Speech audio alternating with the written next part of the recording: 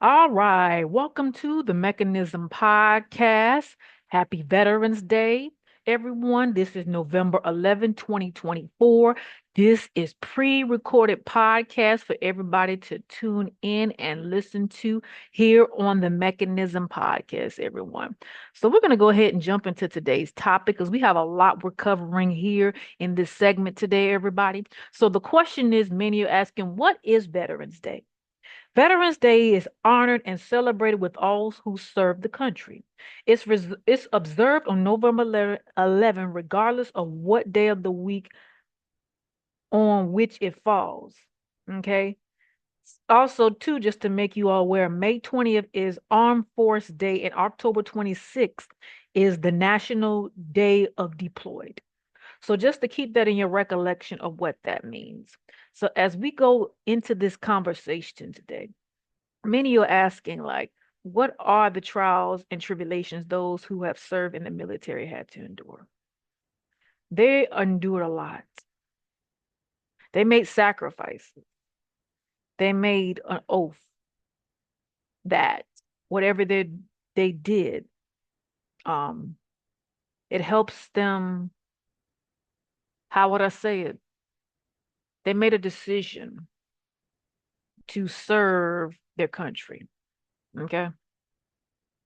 Trials and tribulations are form of terms for difficult experiences or problems. For veterans, some of the trials and tribulation includes, and I'm going to get into details about it, court, material, judicial. Military retirees are subject to court maternity or marital. And there's a debate over how far Congress can go in the grant this judicial. Some say that this jurisdiction robs retirees of constitutional protection. The next point, overcoming trials. Some say the veterans should be proud of the trials and tribulation they have overcome, as it has made them stronger.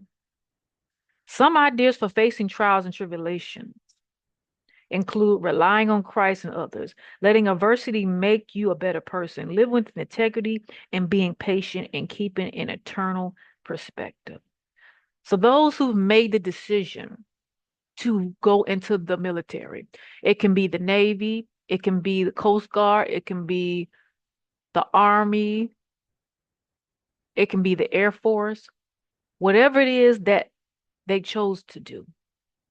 They did that based on a decision that they wanted to see something better for their life. There was a time where they had the draft, where they had to go in and enlist in the military. Now, I want to talk about this a bit so you can kind of get an understanding about what that looks like. Okay. And I want you to think about going back in time. How is today's recollection different from the past? Back then, it wasn't a choice, it was a requirement that they would draft, from what I was told from those who are, older than me. And I want to kind of address the whole concept about the draft and what that looks like to bring you facts and actual contents so you won't be like, oh, you're only 40 years old. Yes, but I've had family members and people I've known who served in the military. My dad was a he's a he's a Navy man. My granddaddy, he served in the Army. So I've had people in my life, family, and those who I've known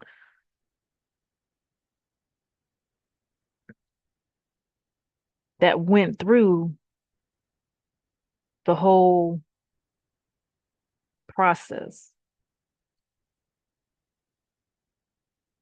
So I want to give you some background history about the draft. The United States has not had a military draft since 1973, but the federal law still allows for conscript in certain circumstances. National emergency, Congress and the president can authorize a draft in the event of a national emergency.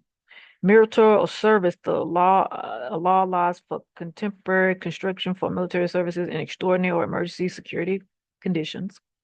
All men, U.S. men, and male immigrants living in the U.S. must regularly, with the Selective Service System (SSS), between the ages of 18 and 25, fail to register can result denial of federal service. A draft, also known as a conscript, is a practice of requiring people to serve in the military. It's a controversy for a number of reasons, including consistency, objective, political objective, sexism, and idealistic objective. So pretty much what I'm sharing with you all is that back then they had the draft, which was a requirement. And from what I was told, they had to enlist into the military. And a lot of things went on back then that was very unpleasant for those who were brought up in that time. And many of them can tell you the story about what they have experienced. I know many of them was exposed to the Agent Orange. There was asbestos spray that was spraying out while the troops were out there in the battlefields. And a lot of them endured some very hardships. A lot of them ended with underlying conditions. A lot of them end up with diabetes. A lot of them end up with eye problems. A lot of them end up having amputations. A lot of them end up with mental illness, PTSD, things that cause them to lose their self. A lot of them struggle when they came out of the military, and a lot of them are struggling to this very day. You wonder why you see a lot of different vets out there in the states or wherever you may reside who are homeless because they weren't able to get the help and the assistance that they need. They may didn't qualify for benefits. Maybe they got deployed. Whatever the situation, they endure some real trials, like real hard live trials, everyone. And this is serious because when you see someone who have served in the military and served their country to the capacity, a lot of them were really messed up after they came out. A lot of them dealt with some real life issues. They didn't have that support system when they came out of the military. A lot of their friends and family really didn't show them that much respect, nor did they have any consideration of how their well-being in them. A lot of them end up on drugs, a lot of them end up on alcohol, a lot of them end up getting into the world. And they just got so involved with it because they felt like nobody cared. And a lot of them gave up. So when you see someone who's an ex-vet or those who have served and you're wondering why they're in a situation, life, trials, tribulations, decisions, people are not supporting them, giving them the balance that they need, the hardships that they face, the endurance that they had to deal with, the things they had to that settled in their spirit. And a lot of them end up also homelessness because of their mental state. A lot of them fall off their medication. They don't have insurance. They don't have income coming in, so they can't get the right support that they need. And if they may have exalted because of certain circumstances or requirements that needed to be met. They may not have a stable environment. They may not have a place to lay their head. They may not have any of those things. And they're enduring trials and tribulations and hardship in their lives.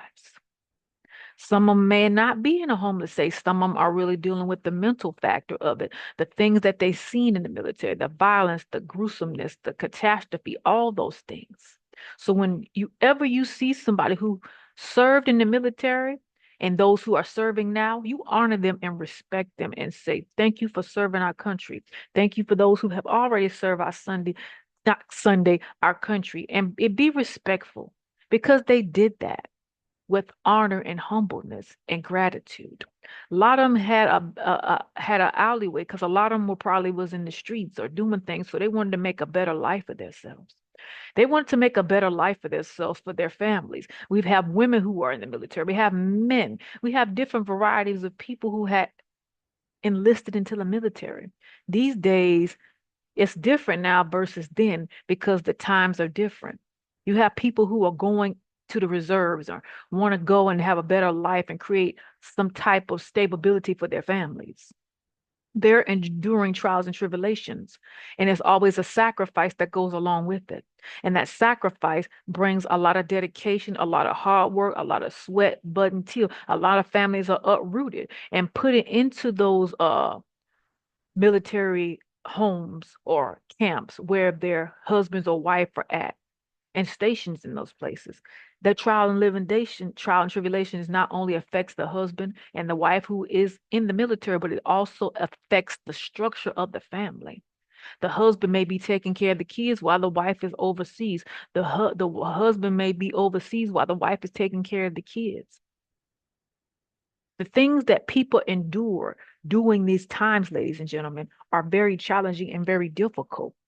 And the thing about it is, we have to honor them and respect them and give them the gratitude that they need. Many of you will sit there and snort your face down. If you sit down and listen to somebody's story about what they had to endure and what they had to face being a part of this in that time limit and hear the background story, it's fascinating when you hear somebody who has served in the military and what they went through and how they got to where they are today.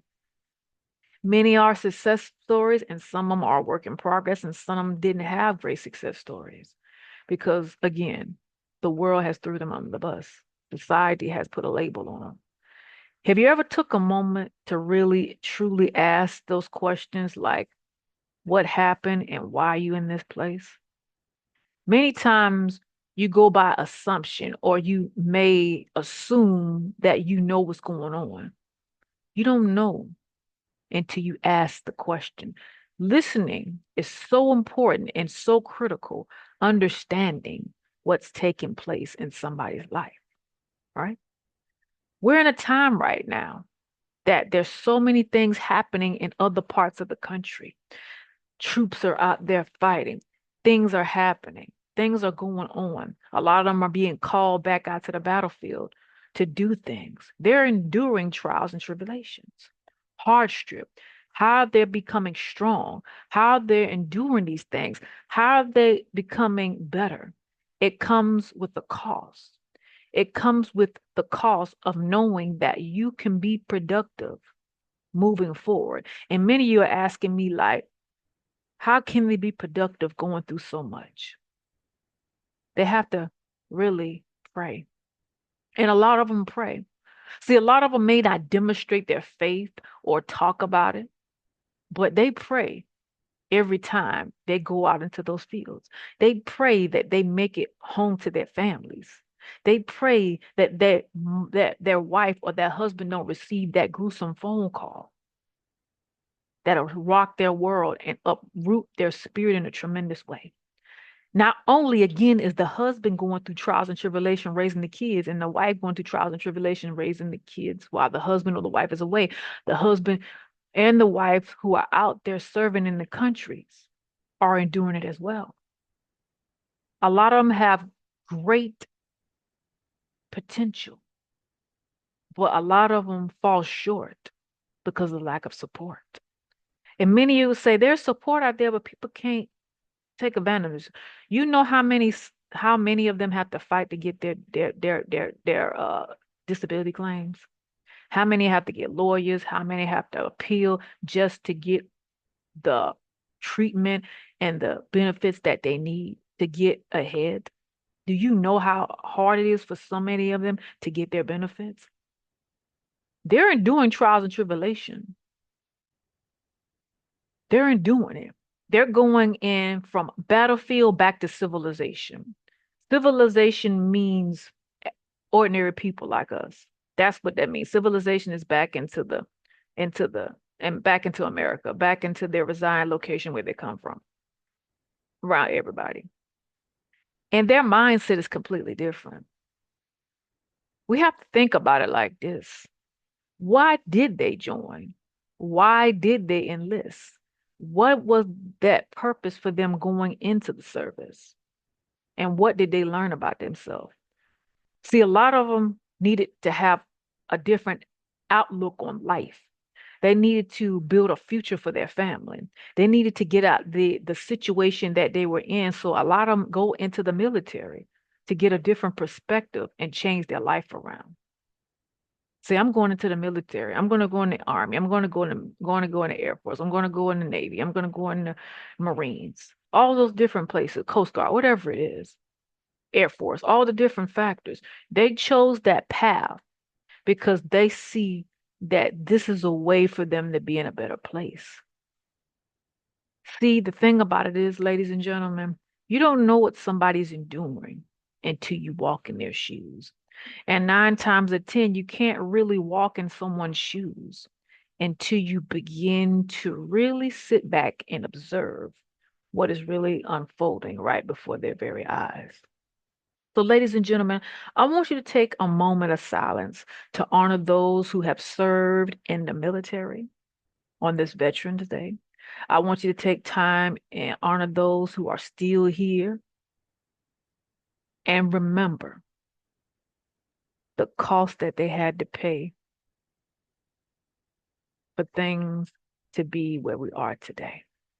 And we have to remember, ladies and gentlemen, that the things that they have saw and endured and faced really goes to show we have gone in a different direction and came a mighty long way. We've seen the wars in Afghanistan. We see the wars in third world countries. We see the battles and the things that are happening. And we ask ourselves, what is it that we can do? Pray. We pray for our troops. We pray for those who go out and fight every day for our country. That's what we do. All right. So I have two scriptures that I want to bless you all with here. Romans 12:12 says, rejoice in hope, be patient in tribulation, be consistent in prayer. Rejoice in hope and be patient in tribulations, be consistent in prayer. Reminding us to be patient during tribulations and remind us to be constant in our prayer. John 16:33 says, I have said these things to you, that in me you may have peace. In the world you will have tribulation, but take heart, I have overcome the world. In John 16:33, it reminds us that in me, which is Jesus, that we will find peace. Okay. In the world, we will always have tribulations, but knowing that Jesus has overcome the world, that we know that peace that we're looking for is coming above, not in this world. So we have to remind ourselves today the hardships, the trials and tribulations, the things that they endure. So if you see someone today who has, has been in the military, take that time and commend them. Gratitude goes so far, ladies and gentlemen. We're in a grateful series in the month of November, but showing them the gratitude and showing that you appreciate them for the job well done. You ask them this question: how you really doing? You shake their hand, you give them a hug, you listen to their story, you offer them gratitude. Gratitude goes a long way, ladies and gentlemen, because it shows the act of kindness that lives within you. And when you show that act of kindness, you begin to acknowledge what those things look like right before your very eyes. You start to say, man, I never knew that that woman went through that or that man went through that. You never knew until you talked to them. You never knew until you addressed it. You never knew what they had to face. Let's talk about the mental aspect of it. A lot of them have to see psychological and therapists for the things they have endured. Those trials and tribulations have shook a lot of them up mentally. And a lot of them will not honestly ever be the same. PTSD is really strong. A lot of them have to be medicated. A lot of them have to have something to suppress the emotions and their actions that they feel. A lot of them have to really deal with those triggers that really resonate in their spirit every day. And they have to remind themselves why it's so important to be able to deal with these emotions and talk about them. Again, there's very, very, how would I say it? Critical.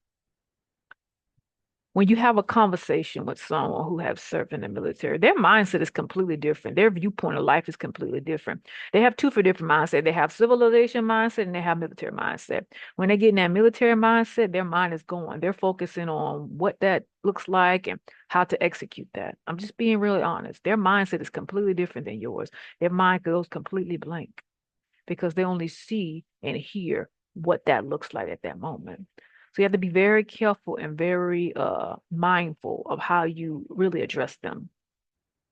Knowing that there are support groups for them that have the ability to attend that. And of course, suicidal hotline and mental health crises, when a lot of them are really going through it, it helps them. Suicide hotline is so critical in the times that we're living in. I want to share this resource with you all. It just kind of came in my spirit to do this right now as I end this podcast. Everyone, I just saw this information the other day and I want to talk about it very briefly as I end this live. And I had the information right into my fingertips.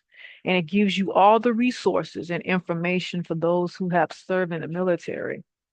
And I don't want to end this podcast and not share that with somebody who may not be aware of this information that they can really use to help them and get them the help that they need because it's so, so important.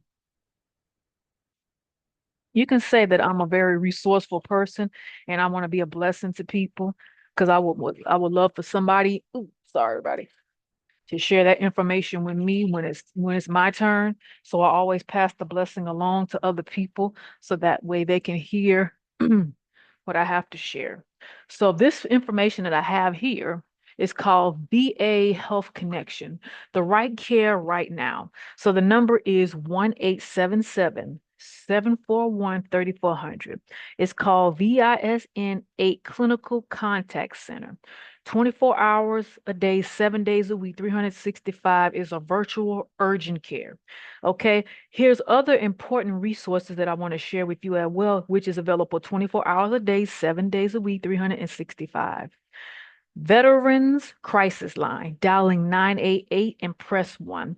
Confidential crisis support for veterans and their loved ones. My VA 411, 1-800-MY-VA 411, which is 1-800-698-2411. Gets information on VA care benefits and services. The National Call Center for Homeless Vets is 1-877-424-3838. Assistance for veterans who are homeless and those at intimate risk for homelessness. So I'm going to take a picture of this, and this will be posted in the comment section at the end of this podcast to be a blessing to somebody because everyone needs that. So you can come back to this live and see the photo of the information that I'm sharing with you all, and this will be posted in the comment section of this live so that way you'll be aware of the information that is at hand, everyone. So with that being said, that concludes the Mechanism podcast today. So I pray you all have a phenomenal and a blessed day. See you all with week 3 of the trial and tribulation factor. Be blessed, be empowered, be lifted. Take care and see you all next week.